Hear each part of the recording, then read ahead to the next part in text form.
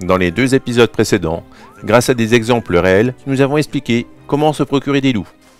On peut se procurer des loups sauvages, des loups hybrides, ou s'en fournir dans des parcs ou dans des zoos. Il y a même des usines à loups dans le but de les réintroduire. Nous avons démontré que des loups d'origine captive peuvent repartir à l'état sauvage. Nous avons expliqué aussi les différents cas de loups réintroduits qui étaient d'origine italienne. Ces exemples cités dans les épisodes précédents sont déjà très démonstratifs pour expliquer la thèse de la réintroduction des loups. Pendant mes recherches, j'ai découvert d'autres éléments en plus des éléments officiels. Voici l'épisode 3. Retour naturel ou réintroduction des loups? À vous de juger. Début janvier 2015, je devais aller voir des éleveurs italiens pour voir comment ils gèrent le loup chez eux. Mais un éleveur du Var, Georges Ponce, a pris connaissance de mon déplacement et m'a obligé de passer chez lui pour m'expliquer que les premiers loups sont arrivés chez eux et pas dans le Mercantour. Qu'est-ce que me racontait cet éleveur? Encore une histoire de comptoir de café, que je me suis dit. Mais, au vu des premiers éléments qu'il m'a envoyés, je suis passé le voir. C'était pas le fait du hasard. Ce que nous avons compris, c'est que cette affaire de réintroduction du loup dans le secteur de Combes, c'était qu'un volet d'une affaire beaucoup plus importante. En novembre 92, c'est la première fois que les loups ont été vus officiellement dans le parc du Mercantour, au Vallon de Molière. Là-bas, l'affaire a été hyper médiatisée à partir du mois d'avril 93 et on a occulté, aussi bien au niveau des médias qu'au niveau de la commission d'enquête parlementaire, la réintroduction des loups dans le secteur de Caen-Juers, à tel point que le rapport de la commission d'enquête parlementaire ne fait pas état de la présence de loups sur le secteur de Caen-Juers. Le rapport d'enquête parlementaire a été déposé au mois d'avril ou mai 2003. Ça fait donc plus de 10 ans que les loups sont présents sur le canton de Combes. Des centaines de brebis ont déjà, ou pour pas dire des milliers, ont déjà été tuées sur les troupeaux des différents éleveurs. Et les instances nationales ont caché ce fait. Donc, si vous voulez, c'est parce qu'il y a des raisons politiques derrière. Ce n'est pas le fait du hasard. Nous l'avons vu chez M. Bailly, nous avons nombre de documents officiels, constats de vétérinaires et de la gendarmerie. Là-dessus, les faits sont incontestables. Vous n'avez pas tout compris? Ne vous inquiétez pas, au début, j'avais rien compris non plus. Pour commencer, Georges m'a amené voir un éleveur de brebis, à Trigance, le village voisin.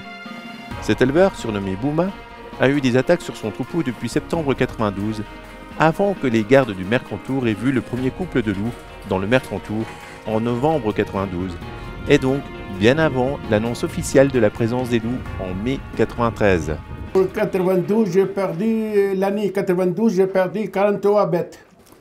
Depuis 92, je suis à 772 bêtes mortes et blessées, plus les disparus, ça je n'ai pas compté. À ce jour, j'ai de constat que 98 attaques.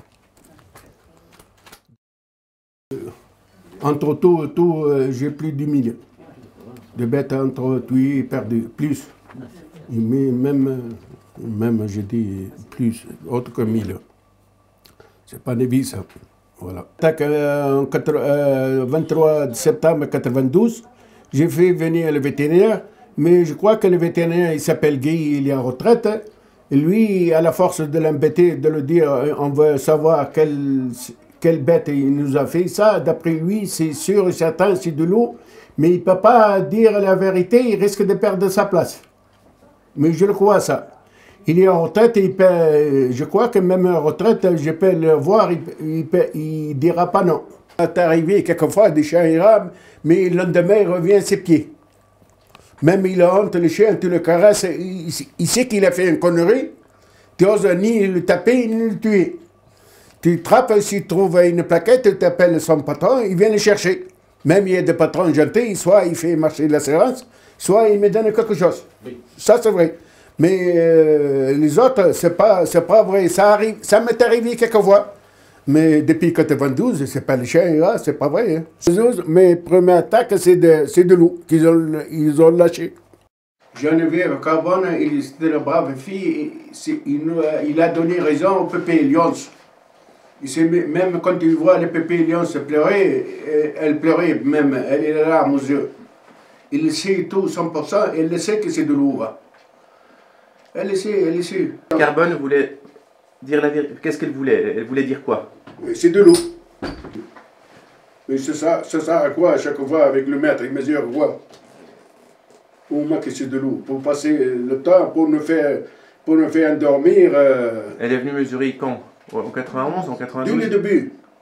Dès les premières attaques? Oui. C'est elle qui est venue souvent. Et toujours là. Elle sait tout. Donc c'est la spécialiste des loups, normalement Geneviève Carbone. C'est elle est venue dès le début, c'est qu'elle avait des gros doutes que ça soit des loups alors. Ah oui. Geneviève Carbone, la spécialiste du loup envoyée par le ministère de l'Environnement, venait analyser et voir les attaques de Bouma dès le début, vers les années 92-93, dans le Var. Et pourtant, comme l'explique cet article de journal du 26 janvier 2001, le loup est arrivé officiellement dans le Var à partir de février 2000. Avant cette date, le loup n'était pas reconnu officiellement et donc les éleveurs ne sont pas indemnisés en cas d'attaque.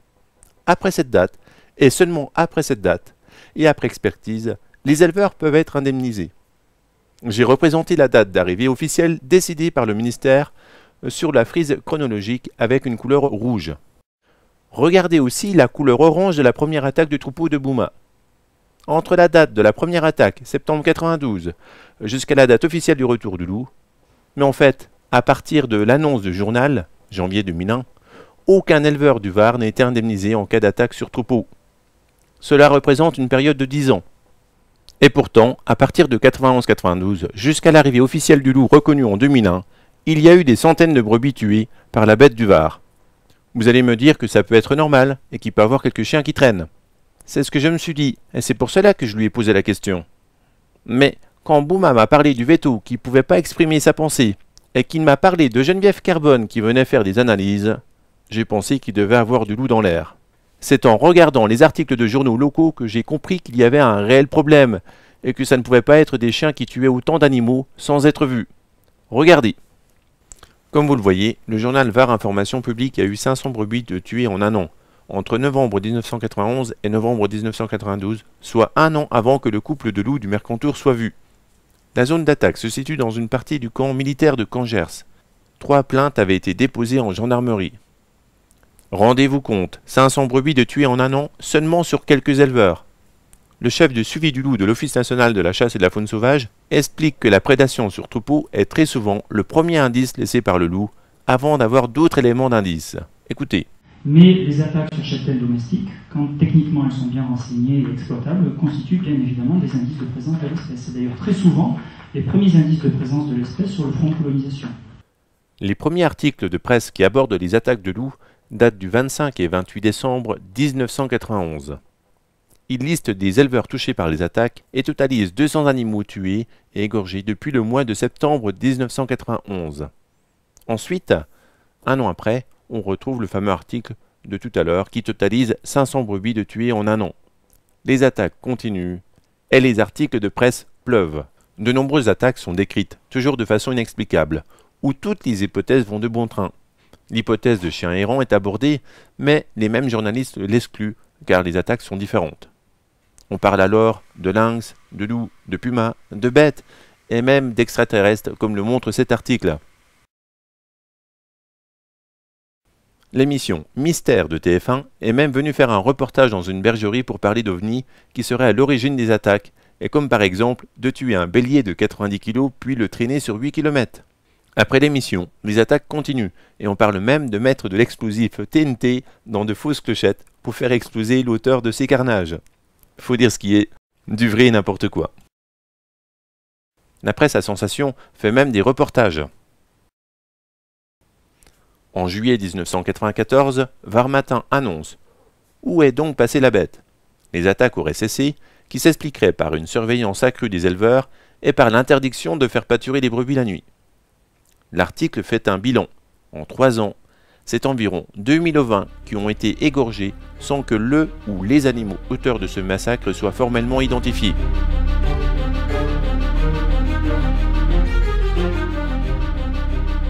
Une accalmie de courte durée, car un mois après, les attaques recommençaient. Jusqu'en 2001, les attaques continuent, et comme montré auparavant, le dernier article explique que le loup est officiellement présent dans le Haut-Var en 2001, et que maintenant, les attaques peuvent être indemnisées. Vous venez de voir une bonne partie de la revue de presse sur le loup du Var. Il n'y a quasiment jamais eu de déclaration officielle sur la présence de loups ou pas. Le journaliste parle bien des attaques sur les brebis depuis 10 ans, et reprend même la déclaration d'un éleveur. J'ai pris les empreintes de loups dans la neige, mais les gardes de l'office ne m'ont jamais pris au sérieux. Je rappelle que les gardes sont dirigés par l'Office national de la chasse, appartenant au ministère de l'Environnement, sous la direction de Nature et Paysage, dont Gilbert Simon en était directeur. Depuis 92, ils l'ont mis, qu'ils payent comme il faut. Et entre 92 et 2004, je suis à 329 bêtes, tuées ou égorgées, et je n'ai jamais touché un sou. C'est ça. Bouma est à côté du camp militaire de Cangers, le plus grand d'Europe, avec 35 000 hectares, soit l'équivalent de la surface d'une vingtaine de communes. C'est énorme. On ne peut pas rentrer dans la surface du camp, c'est interdit. J'ai représenté sous forme de schéma des brebis qui pâturent environ 60% de la surface du camp pour l'entretien. En réalité, il y a environ 8000 brebis qui pâturent dans le camp. J'ai mis un loup au milieu car il est soupçonné d'avoir été responsable de la mort de plusieurs milliers de brebis sans en avoir la preuve avant 2001. Il y a d'autres fermes autour du camp, comme par exemple Philippe Favre que j'ai été rencontré un soir. Ben oui, à partir des années 91 à 92, dans l'année, j'ai perdu la totalité de mes chèvres et les 3/4 des brebis noires. Il m'est resté, même on avait des caillettes, tout ça, noir et blanche, c'est une caillette, c'est des brebis qu'on y tenait, qu'on les a levées du troupeau pour les mettre en bergerie, justement, pour pas que le loup nous les tue. Ah. Oui, ben, les attaques de chiens, c'était les années importantes, ça a été les années 80, à partir des années 80, jusqu'en 87-88. À partir de là, 88-89, il y avait un colonel commandant le camp de Cangers qui a donné ordre aux gardes-chasse, aux gardiens, à tout militaire, de neutraliser ces chiens, de les enlever du terrain, parce qu'ils risquaient de causer des dégâts aux troupes en manœuvre. Et on est resté 2 ans tranquille, et après en 91-92, il a commencé par de nouvelles attaques. C'est flagrant, je dis, une attaque de chiens, il y a des brebis qui sont apeurées, on trouvait des brebis le matin devant la bergerie, on disait il y a quelque chose de pas normal, des brebis blessées, pas uniquement égorgées, prises à la gorge, c'était aux épaules, aux gigots, il y avait plus de brebis estropiées que de brebis mortes, quoi. Et aujourd'hui, l'attaque de loup, ben, les premières années, c'était vraiment propre, quoi. C'était brebis égorgées, aucune morsure ni au gigot, ni rien, je veux dire, c'était juste la trachée, un coup derrière la tête, et nickel, quoi, je veux dire, vraiment égorgé, quoi. C'est là où on a fait la différence. D'accord. Et un loup, et la différence qu'il y a aussi, c'est qu'un chien errant, en y perdant du temps, on les a toujours vus, quoi. Voilà. Vus ou liquidés, quoi. Voilà. Ouais, de 87 à 91, on est resté tranquille. En 91, on recommencé des attaques avec uniquement des chèvres tuées et des bêtes noires. C'est là qu'on a compris que c'était plus des chiens, que c'était une autre bestiole qui nous tuait les moutons, quoi. Le NCFS nous garantissait que ce n'était pas des attaques de loups, qu'il y a des loups, il n'y en avait pas. Il y a des gens qui sont venus nous disaient que c'était des martiens, tu te rappelles? Il faut voir les gens qui sont venus. Ça c'était en 80. C'était uniquement sur des troupeaux bien spécifiques. Voilà, le problème est là. Il y avait 4 ou 5 éleveurs sur les 500 brebis tués. Personne d'autre. Ils ont passé pour des rigolos. C'était vraiment ciblé à des endroits. Je te dis que nous, le voisin, il n'a jamais eu une attaque. Rien. Pourtant, on est allé mettre le couche à 300, je ne dirais pas, mais 500 mètres de côté, d'un troupeau à l'autre, quoi. Et au cours de l'année 1991, 100 bêtes ont été tuées sur notre exploitation. Nous avons fait venir plusieurs vétérinaires qui ont constaté les morsures. Ils ont dit à 100% que c'était plus des attaques de chiens, que c'était une autre bestiole, parce que les crocs étaient beaucoup plus importants, les morsures plus propres, et c'est là qu'on a pensé à des attaques de loups. Je dis, c'est que de 91 à 96, pendant ces 5 années, on a perdu une moyenne de 100 bêtes par an, qui n'ont été jamais reconnues, que ça a été, tout était pour notre poche, quoi, je veux dire. C'était la limite d'abandonner le métier. C'était plus viable, quoi. En ce moment, on travaille mon fils, on a 2000 brebis. Aujourd'hui, on doit tourner avec une trentaine de patous. Donc, parc électrifié, parc à 5 fils, patous, tir de prélèvement, tir de défense, et malgré ça, ben, il nous manque le 10% des bêtes toutes les années, ou tuées, ou surtout beaucoup aujourd'hui disparues, quoi. Parce que le loup, quand il sépare quelques bêtes du troupeau, on ne les trouve jamais plus. Elles disparaissent toutes. On trouve quelques cadavres, mais autrement le reste, je sais pas où ça finit, mais c'est incroyable à voir, mais il n'y a plus rien. Ouais, ben, on perd une moyenne de 300 mètres par an, entre 300 et 350, toutes les années. Le 10% du troupeau, et je ne suis pas le seul, tous mes confrères sont dans ces mêmes chiffres.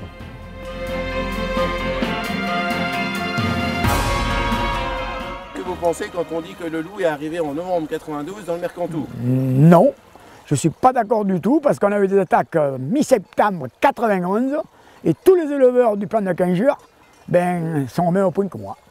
Est-ce que c'était des chiens? Jamais de la vie.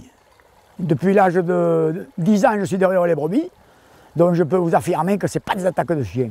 Seulement, on ne voulait pas le reconnaître pour ne pas nous indemniser. Ça oui, on nous a pris pour des andouilles et ça continue. Parce que les attaques, ce n'est pas du tout les mêmes. Le chien, il arrache la laine, il aboie, et on sait qu'il y a des chiens qui divaguent et on les élimine. Tandis que le loup, pour l'éliminer, ils n'ont qu'à venir, ceux qui les ont introduits. Pour les éliminer, ce n'est pas du tout les mêmes attaques, c'est égorgé, et la peau retroussée est terminée. Ils ont fini par reconnaître que c'était du loup. Parce qu'autrement, ils n'étaient pas pressés, comme ça on ne nous indemnisait pas. Combien vous avez perdu de brebis entre les premières attaques de soi-disant loup et officiellement le loup? Au moins 300 ou 400. La première année de retour de montagne, il en manquait une cinquantaine au bout d'un mois et demi qu'on était ici alors. Voilà, bon, depuis 91, on a perdu plus de 300 brebis à cause du loup. À l'âge de 14 ans, donc, les attaques ont commencé. Dans une incompréhension totale, il a d'abord fallu que l'on cherche dans tous les sens d'où provenaient ces massacres. Et on se contentait à l'époque d'essayer de protéger le troupeau, récupérer les cadavres et essayer évidemment de trouver l'origine de ce problème. Nous avons subi plus ou moins un refus catégorique de toutes les administrations compétentes, administrations et autres organismes, jusqu'à ce qu'enfin, on ose bien nous avouer que c'était des loups. Nous avons été parmi les premiers à subir des attaques, à ce que j'ai su par la suite. Et enfin, il a été reconnu que les loups étaient bien là. Certains ont même laissé filtrer que les loups auraient été réintroduits. Personnellement, j'y crois dur comme fer, parce que les loups ne réapparaissent pas dans une zone et en grand nombre du jour au lendemain. Je pense pas. Que le loup a été réintroduit volontairement dans le polygone militaire, parce que c'est des endroits très sauvages et en plus très peuplés en moutons. Effectivement, c'est une zone qui est strictement inhabitée, une zone sauvage où il y a beaucoup de pastoralisme. Il est bien évident que si j'avais dû réintroduire des loups en France, je les aurais réintroduits ici et pas ailleurs. Donc stratégiquement, j'avoue que ça a été très très bien joué. Ce schéma résume bien la situation. Pendant 10 ans, plusieurs milliers de brebis ont été tuées autour ou dans le camp militaire de Congers, le plus grand d'Europe, avec de forts soupçons que ce soit des attaques de loups. Les éleveurs n'ont jamais été indemnisés de ces attaques. Ces derniers persistent à dire que ce sont des loups qui ont décimé leur troupeau pendant 10 ans. Tous les éléments portent à croire que c'est bien un ou des loups, mais il manquait la preuve. À l'époque, il n'y avait encore pas ou peu d'internet, et surtout, la carte officielle des indices de présence n'était pas en ligne. C'est seulement depuis quelques années qu'ils ont repris tous les indices de présence pour en faire une carte interactive en indiquant le lieu et l'année. Je me suis dit qu'il fallait aller aussi vérifier cette carte comme le loup des Vosges. J'ai grossi le secteur qui nous intéresse pour mieux voir les triangles bleus car ils sont petits. À gauche, on voit bien les années sélectionnées. Et en cliquant sur 1993-94, qu'est-ce qu'on voit? Un triangle bleu à côté du pont d'Artuby dès 1993. Cela veut dire qu'il y avait bien un loup en 1993 à côté de Trigance. Étonnant. Ensuite, un deuxième en 1996-97, puis un troisième complètement à droite en 1997-98. Entre 1993 et 98, on peut voir qu'il y a eu 3 indices de présence bien avant l'annonce officielle de 2001. Vraiment étonnant. Pourquoi les éleveurs n'en ont pas eu connaissance? Ensuite, si on clique les années suivantes, on voit, dès 2000, qu'il y a plein d'indices de présence qui sont observés et approuvés. Ces nombreux indices de présence sont vraiment dans le camp militaire. Comme dit M. Marboutin en 2006, les loups n'ont pas peur des tirs d'obus. Sur le massif de Caen-en-Gers, sur le camp militaire de Caen-en-Gers, ce qui vous donne une idée un petit peu de la plasticité écologique de l'espèce, puisque c'est une zone où il y a à peu près un jour sur deux de bombardement avec des gros obus, des gros mortiers. Et vous avez un loup qui évolue à cet endroit-là. Donc aussi, petite parenthèse, ne gardez pas l'idée que le loup est un indicateur de la qualité des milieux. Là par contre, ça serait écologiquement complètement fou. J'ai épluché l'enquête parlementaire de 2003, et sur les 1000 pages, il parle seulement à 3 reprises du camp de Caen-en-Gers. La première fois est pour dire qu'un loup est présent sous forme erratique. La deuxième fois est l'audition de Christophe Duchamp de l'Office national de la chasse et de la faune sauvage. Il fait un exposé sur la progression du loup en France avec des exemples de lieux et de dates. Les différents moyens sont utilisés pour voir ces indices sont des traces, des crottes, des poils et des observations par des gardes. Il parle d'analyse génétique du loup de Caen-en-Gers, mais sans parler de date. De façon discontinue. Pourtant, des indices sont présents en 1993, 96, 97, avec des attaques en continu. Pourquoi Christophe Duchamp n'en parle pas plus? La troisième fois, et la plus intéressante, est l'audition de M. Taberlet. Il explique les résultats d'analyse génétique sur un loup italien à Caen-en-Gers avec une date, 1996. En plus de la carte des indices de présence, les auditions des enquêtes parlementaires confirment encore une fois la présence du loup dans le camp militaire de Caen-en-Gers. Alors, pourquoi ils annoncent en 2001 la présence du loup officielle à partir de 2000, alors qu'il est reconnu déjà en 1993, 96 et 97?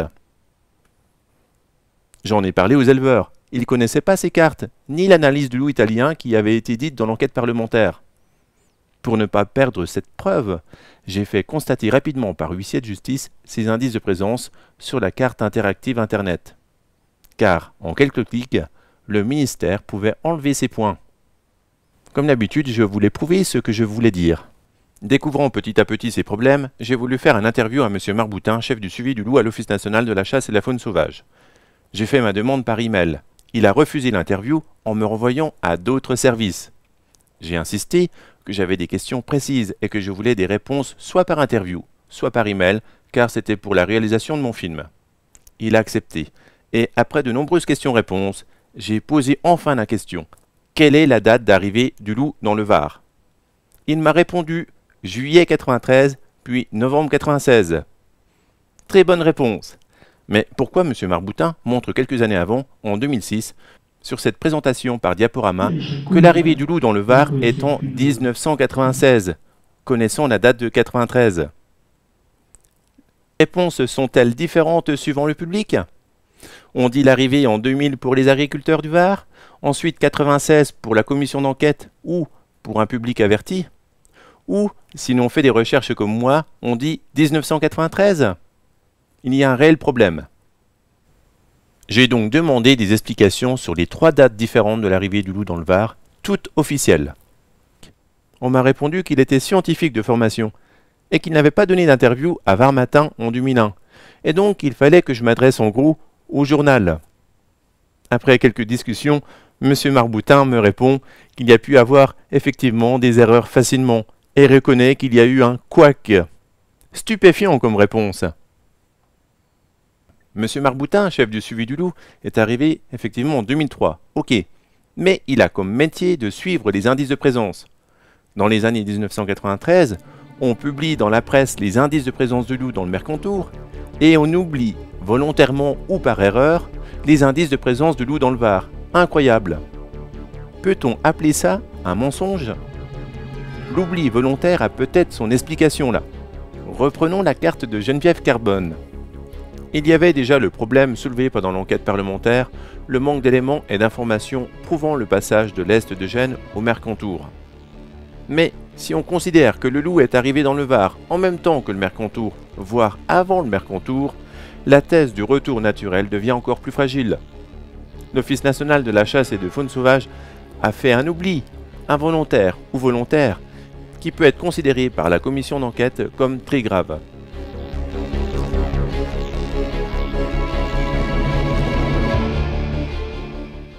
Geneviève Carbone, missionnée par Gilbert Simon, a fait aussi une fausse déclaration à la commission d'enquête. Dans son audition, elle dit En tout cas, à l'époque où je travaillais pour le parc, nous étions une toute petite équipe composée de 2 agents et de moi-même. On arrivait à tenir pour Val-de-Blore et la Vésubie. On n'est jamais allé plus loin parce que nous n'avions pas les véhicules de service ni le temps nécessaire et parce qu'on nous imposait de travailler sur un espace circonscrit.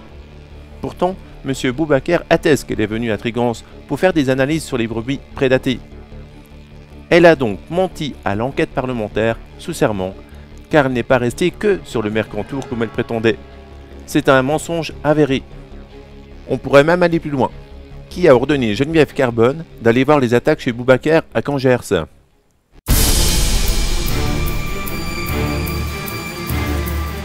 Il y a eu d'autres mensonges ou non-dits qui s'assimilent à du mensonge que j'ai découvert dans mes recherches. Il s'appelle le plan d'action de conservation du loup en Europe. Ce document-là est pour moi un vrai plan de guerre avec toutes les stratégies détaillées minutieusement. Il a été écrit sur les bases du manifeste de l'UICN, un peu compliqué, et on va donc l'expliquer par schéma. Le manifeste de l'UICN est une sorte de charte dont les lignes directrices ont été écrites dès 1973 et ont été adoptées en 1992 par le réseau loup européen. J'ai pas plus d'infos, mais ça peut être un lien avec les usines à loups de Boitany sur les plans de l'UICN. Regardons déjà le contenu de ce manifeste, la sorte de charte. Le respect de la pureté génétique des races localement adaptées incombe aussi bien aux organismes qui envisagent de réintroduire des loups dans la nature qu'aux jardins zoologiques qui pourvoient à ces réintroductions. Inversement, dans les régions à vocation essentiellement agricole, il n'est pas souhaitable de maintenir des loups ou de chercher à les réintroduire. Il convient de prendre en compte l'ensemble des facteurs socio-économiques, écologiques et politiques et de trouver des solutions avant de réintroduire le loup dans les régions biologiquement adaptées d'où il a disparu. Éducation. Une campagne dynamique d'éducation sera lancée pour obtenir le soutien de tous les secteurs de la population. Les actions suivantes semblent particulièrement adaptées. Campagne de sensibilisation par la presse, la radio, la télévision. Dans la partie recherche, il y a la recherche de méthodes de réintroduction des loups et ou de leur proie naturelle. Vous venez de voir le manifeste de l'UICN. Il est très clair dans ses objectifs et dans ses moyens. Je rappelle que l'UICN a contribué à créer WWF, expliqué dans l'épisode 2. On avait déjà expliqué aussi que Gilbert Simon avait des postes à l'UICN et WWF. 4 ans avant l'arrivée officielle des loups en France, le manifeste de l'UICN, qui inclut la réintroduction des loups comme moyen technique, avait déjà été approuvé et adopté par le Parlement européen le 24 janvier 1989 et demandait des mesures en faveur de la conservation des loups dans tous les États européens et invite la Commission européenne à accroître les moyens financiers pour permettre de soutenir la conservation des loups. En 1995, Jean-Marc Landry, avec le soutien de WWF, organise une réunion à Neuchâtel. Le manifeste de l'UICN forme le cadre du plan d'action de conservation des loups en Europe. Boitany en est l'auteur. Le financement de ce document est WWF. Les collaborateurs de ce document sont entre autres Benoît Lequette du Parc national du Mercantour et Jean-Marc Landry. Le plan d'action de conservation des loups en Europe est un véritable plan de guerre. Sur 90 pages, toutes les stratégies y sont développées minutieusement. Je ne vais pas tout mettre car il ressemble beaucoup au manifeste de l'UICN, mais plus développé. Je vous conseille de le lire. Voici quelques paragraphes. Dès le début, ils annoncent la couleur, le thème commun de tous les carnivores, ours, loups, lynx et chacals. Là où la recolonisation d'une zone des grands carnivores est souhaitable, il convient d'appliquer les principes suivants. Première priorité, soutenir la recolonisation naturelle. Deuxième priorité, travailler sur l'accroissement des populations non viables. Troisième priorité, introduire des animaux dans les zones afin qu'ils rejoignent les populations non viables. Et enfin, effectuer des introductions dans les nouvelles zones.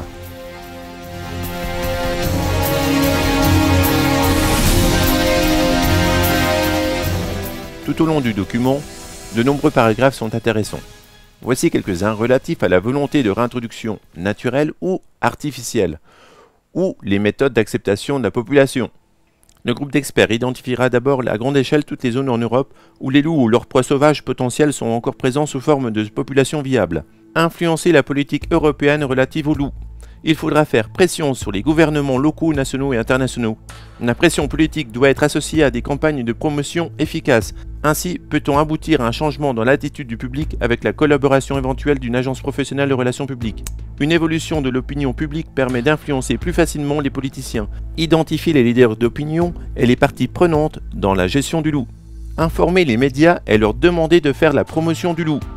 Par ailleurs, il est bon que plusieurs personnalités crédibles et connues défendent le dossier du loup, car à travers leur connaissance et leur notoriété, elles peuvent représenter un outil essentiel pour l'obtention et la conservation du soutien de la population. Identifier le besoin et l'utilité d'une campagne d'éducation au niveau local et national. Concevoir et mettre en œuvre une campagne de presse. Identifier des responsables de la gestion du loup crédibles et les habiliter à défendre le dossier du loup face à un public et à la presse.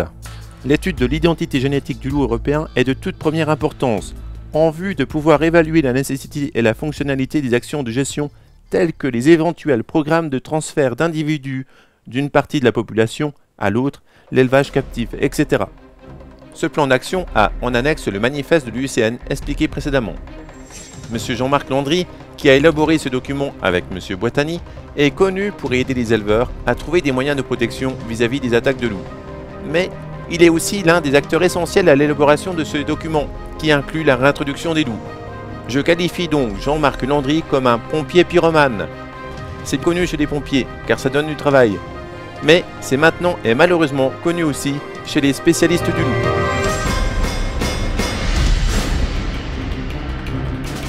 Le plan de conservation du loup, dont les bases sont écrites en 1995, entraîne un an plus tard la création du groupe d'experts qui s'appelle la LCIE. Il y a comme membres M. Boitani et M. Benoît Lequette. Ce dernier est remplacé par M. Marboutin en 2003, employé à l'ONCFS. En 1999, le Conseil de l'Europe adopte la recommandation 74 de la Convention de Berne. Dans celle-ci, elle rappelle la recommandation numéro 17, avec l'élevage de loups en captivité dans le but de les réintroduire, qu'on avait expliqué déjà dans l'épisode précédent. Puis se réfère au plan d'action en faveur des grands carnivores présenté par la LCIE et parrainé par le WWF, désireux aussi de prendre des mesures rapides pour la conservation et la gestion appropriée des grands carnivores. Avec cette recommandation, le plan d'action de conservation des loups en Europe prend encore une fois toute son importance. De 1993 à 1996, c'est le parc du Mercantour qui gère entièrement l'arrivée du loup, les problèmes ainsi que le suivi et les études. On ne sait pas quel a été le travail de M. Lequette, chef scientifique du parc du Mercantour, qui en même temps était le collaborateur du plan d'action de conservation du loup en Europe, et qui étudiait le suivi du loup. En tout cas, on sait ce que veut le plan, développer le loup en utilisant même les médias pour son acceptation. Pour information, lors de nos nombreux échanges d'emails avec M. Marboutin, il m'a confié qu'il était membre de l'UICN, comme quasiment tous les scientifiques qualifiés de l'Office national de la chasse et de la faune sauvage. Remettons donc quelques icônes et flèches. Est-ce que nos agents ont participé à l'élaboration du manifeste de l'UICN? Font-ils partie des spécialistes qui recherchent la méthode de réintroduction de loups, comme c'était écrit, page 86 du plan d'action de conservation des loups, manifeste de l'UICN? C'est une question que je n'ai pas encore posée.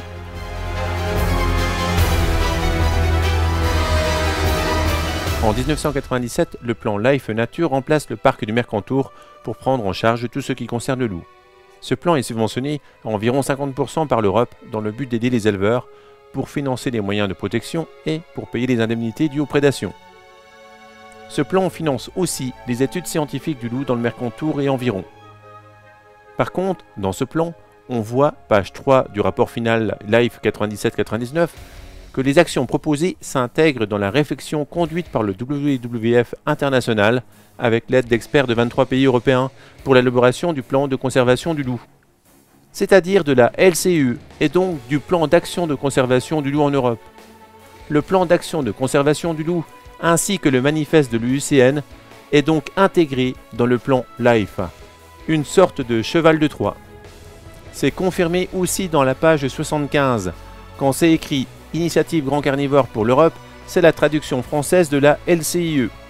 Il parle même de WWF et même d'une biologiste Marie-Lazarine Poul qui a participé aux ateliers organisés par la LCIE. Rappelons aussi que M. Benoît Lequette travaille toujours pour le plan Life Nature à cette époque, ainsi que les agents de l'ONCFS, comme par exemple Christophe Duchamp, qui avait été interrogé à l'enquête parlementaire, sans parler de tous les indices de présence du loup dans le Var.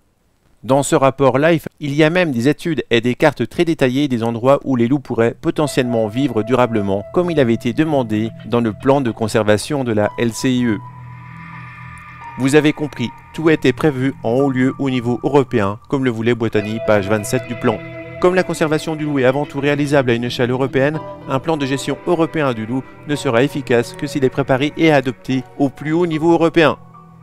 La Convention de Berne, gérée par le secrétariat du Conseil de l'Europe, semble actuellement fournir l'unique possibilité de rassembler la plupart des pays d'Europe de l'Ouest et de l'Est dans la même instance législative. Nous suggérons donc que la Convention de Berne se charge de préparer et d'adopter un plan européen de gestion de loups détaillé conforme aux lignes directrices suggérées par le présent plan d'action. Le seul objectif est le développement des loups sur tous les territoires, quoique, comme dit M. Boitani dans son plan d'action, pages 27 et 85, pas tout à fait partout. Il faut comprendre que la présence du loup pourrait être incompatible avec certaines activités économiques intensives. Dans les régions à vocation essentiellement agricole, il n'est pas souhaitable de maintenir des loups. Ces propos sont repris et adaptés par Marie-Odile Gutz quand elle était directrice de Nature et Paysage. Elle a écrit dans son rapport « Deux types de territoires pourraient être ainsi définis. Des territoires confortés, adaptés et soutenus face à la présence du loup. Ces espaces pourraient correspondre aux massifs montagnards colonisés actuellement, Alpes du Nord et du Sud, et en colonisation prévisionnelle, Jura, Vosges, Pyrénées. Des territoires inadaptés à sa présence. Dans le cadre de l'expansion de son territoire, le loup va nécessairement atteindre des secteurs du centre et de l'ouest de la France particulièrement axés sur l'élevage intensif, où sa présence sera inappropriée. C'est incroyable, on définit les endroits qui peuvent avoir du loup ou ne pas en avoir. Amis éleveurs, suivant là où vous êtes, vous pouvez savoir si vous aurez jamais de loup ou si vous êtes condamné à jamais. Et après, on dit que le loup se propage de façon naturelle ? Le loup actuel se reproduit naturellement et agrandit ses territoires de façon naturelle. C'est une vérité incontestable, c'est vrai. Mais comme il est dit dans ce dernier document, il a agrandi son territoire de façon contrôlée par l'État et donc contrôlée par l'ONCFS. Mais si le loup se développerait très bien sans l'aide de l'homme, on n'aurait jamais écrit autant de programmes et de plans d'action. On n'aurait jamais écrit dans les documents le mot réintroduction, programmation, action de conservation ou de gestion. Là, c'est tout le contraire. Tout est écrit, tout est bien programmé, tout est bien réfléchi. On parle bien de réintroduction à plusieurs endroits dans tous les documents officiels expliqués précédemment. Vous comprenez maintenant que ce plan d'action de conservation des loups est le plus important des documents pour comprendre tout ce qui se passe en ce moment. Mais à aucun moment, ce document a été abordé dans l'enquête parlementaire. Ce plan d'action de conservation du loup a été traduit en français en octobre 2003, édité par le Conseil de l'Europe juste après l'enquête parlementaire. Mais en fait, la version originale est en anglais, écrite et éditée en 2000, soit 3 ans avant l'enquête parlementaire. Monsieur Boitani, l'auteur, n'en a pas parlé. Monsieur Lequette, qui a participé à faire ce plan d'action, n'en a pas parlé non plus. Ni même Monsieur Christophe Duchamp de l'ONCFS, qui a participé au programme LIFE, n'en a pas parlé. Maintenant, abordons le dernier sujet de ce film. Mais avant, faisons une petite synthèse. Avec les 2 épisodes précédents, on a pu prouver divers éléments, et parfois un peu plus que l'enquête parlementaire. On a prouvé que l'on peut se procurer des louveteaux, prouvé qu'on peut se procurer des loups sauvages, prouvé qu'on peut se procurer des loups accidentés, prouvé qu'on peut se procurer des loups dans des zoos, prouvé qu'on peut se procurer des loups dans des parcs animaliers, prouvé qu'on peut se procurer des loups par croisement naturel, prouvé qu'on peut se procurer des loups par croisement artificiel, prouvé qu'il y a eu des usines à loups dans le but de les réintroduire, prouvé que les loups captifs peuvent retrouver leur état sauvage, prouvé qu'il y a eu des lâchers de loups de captivité, prouvé qu'il y a eu des lâchers de loups de captivité et de souche italienne, prouvé que le ministère de l'Environnement a caché délibérément des informations ou trafiqué des informations, prouvé que les agents de l'administration ont des liens avec des associations environnementalistes, prouvé que l'enquête parlementaire a oublié des informations, prouvé que M. Boitani a dit qu'on peut se trouver des loups italiens dans des centres, sans parler des loups qui capturaient en pleine nature, prouvé que Geneviève Carbone a menti à l'enquête parlementaire, prouvé qu'il y a eu des erreurs sur la reconnaissance de présence de loups dans le Var, prouvé qu'il y a eu la volonté de cacher la présence des loups dans le Var, Prouver qu'il y a eu des centaines voire des milliers de brebis qui n'ont pas été indemnisées et qui l'auraient dû. Prouver qu'il y a eu la volonté de manipuler l'information. Prouver que les chartes de l'UICN et de la LCIE ont pour objectif le développement du loup quasi sur toute la surface de l'Europe. Prouver les liens qu'il y a entre les administrations et l'UICN. Prouver que le lâcher de loup est un des moyens recommandés pour arriver à ces objectifs. Ça fait déjà pas mal de preuves, mais vous allez me dire que ça suffit pas, qu'il faut encore des documents qui soient clairement dits. Attendez, j'ai ce qu'il faut pour vous. Un courrier de François Hollande adressé à Ferrus un mois avant d'être président de la République en 2012. Il parle de différentes actions, dont des mesures qui ont permis la réintroduction, puis le maintien du loup. Monsieur Hollande fait bien la différence entre des mesures pour maintenir en vie le loup et des mesures de réintroduction du loup. Ce courrier est signé de sa signature. Deux possibilités. Soit il l'écrit de lui-même, et par ses informations et ses sources, il se permet de l'écrire, soit c'est une personne de son équipe qui écrit la réponse après avoir recherché les informations dans différentes documentations, et ou des personnes qualifiées pour répondre sur des sujets précis. Tout courrier qui part d'un futur candidat présidentiel est évidemment étudié avant réponse pour éviter des erreurs. J'ai même un compte-rendu de réunion de Ségolène Royal en poste du ministère de l'Environnement actuel. Lors d'une visite officielle à Vallouise dans les Hautes-Alpes, au mois de juillet 2014, Madame la ministre a déclaré dans un discours improvisé devant une quinzaine de personnes le sous-entendu qu'il n'y avait pas été prévu que le loup soit réintroduit aussi largement. Cette déclaration a suscité une vive réaction des professionnels présents. Je rappelle que Madame Ségolène Royal était déjà au ministère de l'Environnement pendant la mise sous silence de l'information de la présence de 2 loups dans le Mercantour. Faisons un petit schéma de tout ce que l'on a. On a identifié d'un côté comment se procurer des loups. Des loups d'origine captive ou sauvage, et ou des loups hybrides qui posent problème. Tout cela a été déjà démontré précédemment. On a vu qu'il y a eu des loups réintroduits. Une dizaine de cas étaient identifiés entre 92 et 99. Ce n'est bien sûr que ce que l'on a trouvé, mais ne sont pas comptabilisés les loups qui sont repartis à l'état sauvage et non capturés, et donc non répertoriés. Attention, je rappelle que le développement des loups actuels est quasiment naturel. Il est important de rappeler, au vu de l'enquête parlementaire, qu'il y a eu 4 loups ou plus qui sont à l'origine du développement des loups dans le Mercantour et donc des régions environnantes. Ce nombre nécessaire est tout à fait réalisable pour une réintroduction, sachant que le nombre de loups réintroduits en France est supérieur au nombre de loups nécessaires à l'origine du développement du Mercantour. L'hypothèse de déplacement de 4 loups ou plus sur une grande distance à l'origine du Mercantour est considérée comme peu probable au vu de l'étude de Madame Poul. Encore plus inexplicable pour les Pyrénées. Même Martine Bigan n'a pas pu expliquer à l'enquête parlementaire l'origine de ces loups. Ça c'était pour les origines. Maintenant pour le développement du loup. Il y a aussi quelques petits problèmes. Lors d'un exposé de M. Marboutin en 2006, il précise qu'en Italie et en Espagne, il n'y a que 5 à 7% de développement par an, tandis qu'en France, sur les mêmes périodes, le taux est de 25%, sans donner d'explication. En Espagne, ça se développe pas vite, 5 à 7% par an. En Italie, ça s'est développé pas très vite. Si vous en discutez avec Luigi Boitani, il vous dit que ça s'est développé à 5 à 7% par an. Chez nous en France, je ne sais pas jusqu'à quand ça va durer, pour l'instant, on a un taux de croissance beaucoup plus conséquent. On a identifié une partie des groupes de personnes et d'organisations qui veulent le développement du loup. Très souvent, ils occupent une place ou des places stratégiques pour pouvoir agir sur des lois, des aides, des projets, des hommes politiques, des médias, etc. Ils ont même fait des écrits de leur plan d'action. Et comme vous le remarquez, il manque une flèche. Le déplacement des loups capturés aux loups réintroduits. Qui font ces déplacements de loups? Il peut avoir plein d'hypothèses. Des passionnés ou des associations qui veulent des loups partout, comme on a vu des exemples.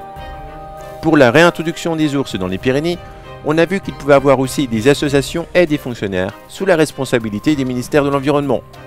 Comme le montre cette audition, quand M. Lassalle pose la question « De quel droit une association comme Artus intervient-elle pour le compte de l'État ?», Martine Bigan du ministère de l'Environnement répond Dans le cadre de l'opération des réintroductions des ours dans les Pyrénées centrales, nous avons privilégié dans un premier temps des opérateurs associatifs. Ce sont les plus motivés. Pour d'autres réintroductions, on sait aussi que les hommes de terrain de l'ONCFS ont aussi les connaissances, l'expérience et le matériel pour faire des réintroductions de différents types d'animaux. Ils savent même capturer des loups. C'était qu'une simple information. Comme vous voyez, beaucoup de types de personnes peuvent réintroduire différentes espèces. Mais pour ce qui concerne les loups, personne n'était pris en flagrant délit en train de réintroduire un loup. Jusqu'à ce jour, car il se peut que j'ai un morceau de cette preuve ultime. Preuve que tout le monde attend. En allant en Italie voir comment les éleveurs italiens vivent avec le loup, moi, Huguette et l'interprète Sylviane, nous nous sommes rendus sur le centre à loups de Popoli, dans les Arbruzes. C'est un centre géré par les gardes fédéraux. Actuellement, je ne sais pas qui le gère, mais au vu d'un article de presse, ce centre a été géré par la fille spirituelle de Boitani, Madame Mattei, en 2005. Elle dirigeait 65 gardes forestiers. Ce centre a été créé en 1992. Madame Mattei supervise un programme scientifique en 2 volets. L'un hospitalier consiste à soigner les loups blessés et leur rendre la liberté. L'autre, plus scientifique, est d'étudier les loups sous toutes ses coutures. Anatomie, comportement. Les parcelles du centre sont en quelque sorte les cellules de réinsertion pour les animaux accidentés de la vie. Le journaliste explique que 2 loups ont été élevés au berceau par des particuliers et doivent les réimplanter dans la nature. Ça, c'est l'article. Moi, j'y allais pour d'autres raisons, car on m'avait dit, par plusieurs sources, qu'il y avait peut-être de la reproduction illégale dans ce centre. Centre dont une partie est visitable par les touristes. Je venais aux infos, mais avec une caméra, c'est clair que les gardes fédéraux ne parlent plus. De toute façon, c'était une visite, et rien n'indiquait que c'était interdit. J'ai donc mis mon téléphone en mode microphone. Au moins, j'ai la preuve de ce que je dis. À notre arrivée, un garde fédéral nous accueille, et tout content de savoir que l'on venait du Mercantour, il nous dit, dès le début, que des gardes du Mercantour sont venus chercher 3 loups. Sylviane traduisait en direct. Plus tard, on a remis par écrit la traduction exacte. Je vous laisse regarder et écouter. Nella zona. Sei di dove? Ah, noi siamo di Francia. Sì, sì. E anche marittime. Sei Alpi Marittime. Sì. E 2 anni fa abbiamo mandato 3 lupi sulle Alpi Marittime, nel Parco Nazionale del Mercantour, se non sbaglio. Sì. Ah, il a envoyé 3 loups. 3 lupi. E avete mandato Sì, poi? noi, da qua 2 sono anni partiti. fa? Sì. Sì, sono partiti d'ici. Sì, Ma li avete portati? Sì, sì, li abbiamo portati, sono venuti loro a prenderli. Ah, c'est les Français qui sont venus les chercher. Sì. Et quelli del parc. Vous avez bien entendu, les gardes du Mercantour sont venus chercher 3 loups. Huguette bouillonnait à côté de moi, et il y avait de quoi. J'ai pas voulu poser trop de questions de suite sur cette déclaration, dans le but de lui poser encore d'autres questions, avant de reprendre ce sujet fâcheux. Je lui repose donc la question 1 heure après. Venir ici, ces 4 loups qui ont été faits. Alors, la question, quand le Mercantour est venu chercher les loups Il ici, Mercantour, sì. c'est pourquoi? C'est dans quel but? Sì, sì, lo conosco. Perché è venuto a Sì. cercare i lupi. I lupi, sì. C'est dans quel but? Li abbiamo E mandati perché sono venuti a cercare i lupi, quelli del Mercantour? per il centro. Per il centro, anche loro avevano bisogno di mettere dei lupi all'interno di un recinto per studiarli? Sì, per studiarli anche praticamente come attrazione. Ah, pour les étudier et puis pour les mettre Sì. en enclos, enfin, pour faire connaître. Ouais, mais pour changer le sang aussi, pour éviter les Anche pollutions. per cambiare la... Io non so praticamente se là si Anche sono... per non avere Sì, consanguinità anche questo sì, anche e per questo. cambiare Però io non so le se si sono riprodotti adesso Je sais nel pas si se sont Mercantour. reproduits dans Non le lo so, io Mercantour. questo non so. Però esiste la collaborazione tra noi e il Mercantour del parco francese. Ils collaborent. Sì. Sì. Vengono spesso Ils da viennent noi. souvent. Sì. E cosa vengono da fare? Vedere come si funziona? Cioè praticamente cercare veramente di studiare contemporaneamente veramente i lupi, cioè di avere delle informazioni che loro non hanno. C'è uno scambio di informazione. C'est un échange d'informations pour le Mercantour ici. Infatti stanno creando adesso una rete a livello universitario per studiare i lupi. Per studiare i lupi. Sono in train de créer una rete, c'est une... Di studio, di biologi. Voilà, un réseau d'études biologiques. Ils font les analyses ADN ici? Qui si fa le... Tout semblait normal. Ça peut être effectivement le centre alpha du Mercantour qui sont venus chercher 3 loups. J'ai pas posé plus de questions sur ce sujet. En tout cas, notre garde fédéral était très bavard. On est resté 2 heures à discuter avec lui. Cet homme était avant dans les bureaux du ministère de l'Environnement à Rome. Il a préféré le concret et la nature. Et c'est pourquoi qu'il nous a confié qu'il est venu dans ce centre. Il est au centre de Popoli depuis 10 ans. Quelques mois après, j'ai commencé mes recherches si ces 3 loups italiens sont bien arrivés au centre alpha. J'ai commencé à regarder leur site internet, rien n'était marqué. J'ai même appelé le centre alpha qui m'ont confirmé qu'ils n'avaient pas reçu de loups italiens. J'ai même envoyé des personnes, mais ils n'ont pas vu de loups italiens. J'ai regardé dans tous les autres centres, et sauf erreur de ma part, pas d'arrivée de loups italiens. En fait, il n'y a pas de parc en France possédant des loups italiens, sauf le parc Alpha dans le Mercantour. Actuellement, ils n'ont qu'une vieille louve qui a une dizaine d'années. Fin juin, je suis descendu à Grenoble dans les bureaux de M. Marboutin dans le but de faire un interview. Mais quand j'ai sorti la caméra de la voiture, il m'a dit que c'était pas possible de filmer. Je n'ai donc pas filmé. Arrivé à 14 h, sorti à plus de 19 h dans son bureau, on a bien discuté. Il a vu l'épisode 1 du film Retour naturel ou réintroduction. Il a regardé sans contester tous les arguments. Je lui ai montré l'enregistrement du garde fédéral. Il ne savait pas que les loups étaient arrivés en France par l'intermédiaire de gardes. Il m'a dit qu'il ne s'occupe pas de loups de captivité. Je lui ai demandé le registre des loups de captivité en France, que j'attends toujours. Je lui ai dit que si ces loups ne sont pas arrivés dans un centre en France, c'est qu'ils sont peut-être en pleine nature, et donc ça va le concerner. Pour aller jusqu'au bout de mes recherches, j'ai demandé un interview au responsable du garde du Mercantour, M. Brandéis, directeur du parc à Nice. Je m'étais présenté pour faire une interview sur l'avenir du loup dans le Mercantour, en citant mon nom. Il avait accepté, mais quelques jours avant mon arrivée, il a compris que j'étais l'auteur du premier film Les Lourdes Conséquences, et il a failli annuler mon rendez-vous. Et comme d'habitude, il a accepté l'entretien, mais sans caméra. Désolé. Désolé, pourquoi? Parce que vous ne pourrez pas voir le changement de tête qu'il a eu en voyant l'enregistrement du garde fédéral. Bien sûr, il m'a répondu qu'il ne savait pas. J'ai demandé s'il faisait des études ou des recherches avec le centre de Popoli, mais rien. Le directeur, M. Brandéis, était accompagné du chargé de communication, M. Favier, embauché dans les années 2000 pour se charger de la communication du loup. Ce dernier a travaillé dans le plan Life et donc beaucoup avec M. Duchamp et M. Lequette. Pour information, il a aussi rencontré plusieurs fois M. Boitani. Arrivé à 11 h, j'ai quitté leur bureau à plus de 15 heures passées, car ils ont bien mesuré l'ampleur de cet enregistrement. J'ai rencontré aussi M. Fernand Blanqui, le président du parc du Mercantour. Il m'a fait un laïus qu'il aidait et soutenait les éleveurs. Mais écoutez bien, il a refusé d'écouter cet enregistrement du garde fédéral qui prouve un sérieux problème. Je suis resté au maximum 15 minutes dans son bureau. Il était normal de demander l'avis au président et au directeur du parc du Mercantour, car ce dernier est le chef des gardes. Mais au vu d'un rapport d'enquête fait en 2012, il aurait été bien de demander l'avis directement au garde du Mercantour.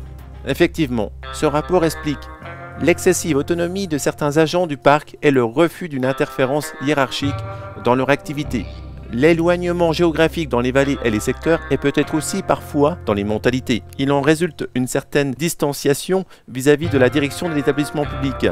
Pour la plupart engagés dans une défense active du patrimoine naturel, et ils sont formés pour cela, ils recherchent les activités de plein air dans les sites, les hauteurs et parfois de façon préférentiellement solitaire. Une tendance à prendre des distances par rapport aux instructions et aux recommandations énoncées par la direction de l'établissement public. Des témoignages indiquent que plusieurs chefs de secteur ont eu par le passé une façon d'agir peu solidaire de la direction.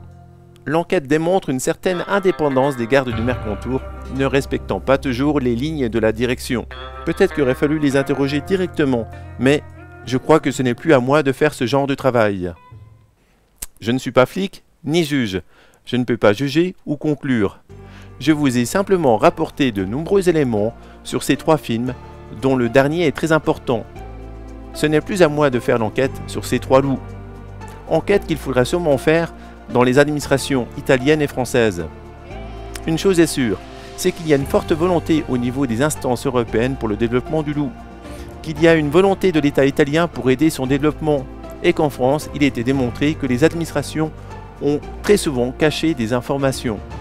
Au vu de tous ces éléments, même s'il y a une enquête, on ne saura peut-être jamais la vérité. En tout cas, simple paysan que je suis scandalisé de tous les éléments que j'ai pu découvrir parmi des documents publics. J'imagine qu'avec des moyens plus importants et en cherchant dans des dossiers moins publics, il y aurait eu encore d'autres surprises. Alors, retour naturel ou réintroduction des loups, c'est à vous de juger.